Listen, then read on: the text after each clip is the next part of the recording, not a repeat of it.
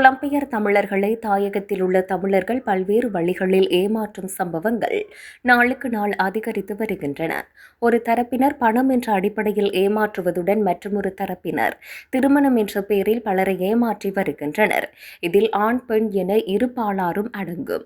திருமணம் செய்வதாக கூறி பெருந்தொகை பணத்தை பெற்றுக்கொண்டு அவர்களை ஏமாற்றும் சம்பவங்கள் அதிகரித்துள்ளன.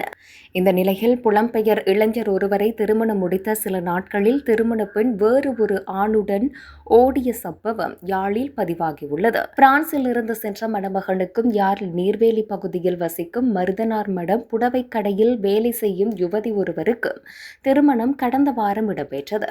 திருமணம் முடிந்த சில நாட்களில் பதிவு திருமணம் இடம்பெற இருந்த நிலையில் ஏற்கனவே திருமணம் செய்த ஆண் ஒருவருடன் புதுமண பெண் தலைமறைவாகியுள்ளார்.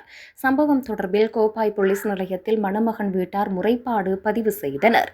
இந்த திருமணத்தினால் பெரும் ஏமாற்றம் அடைந்த பிரான்ஸ் மாப்பிள்ளை மனமுடைந்துள்ள நிலையில் பெருந்தொகை பணத்தையும் இழந்துள்ளதாக தெரிவிக்கப்படுகிறது. இதேபோன்று பிரான்ஸ் வாழ் யுவதி ஒருவரை திருமணம் செய்த தாயகத்தில் உள்ள இளைஞர் பிரான்ஸ் வருவதற்கான ஒழுங்குகளை செய்யும் போது அதற்கு மறுப்பு தெரிவித்துள்ளார். யாழ்ப்பாணத்தில் இன்னும் ஒரு பெண்ணுடன் தனக்கு உறவு உள்ளமையினால் பிரான்ஸ் வர முடியாது என மறுத்துள்ளமை குறித்த யுவதிக்கு பெரும் அதிர்ச்சியை ஏற்படுத்தியுள்ளது. இந்த நிலையில் திருமணம் செய்து சில மாதங்களில் விவாகரத்திற்கு விண்ணப்பித்துள்ளமை குறிப்பிடத்தக்கது.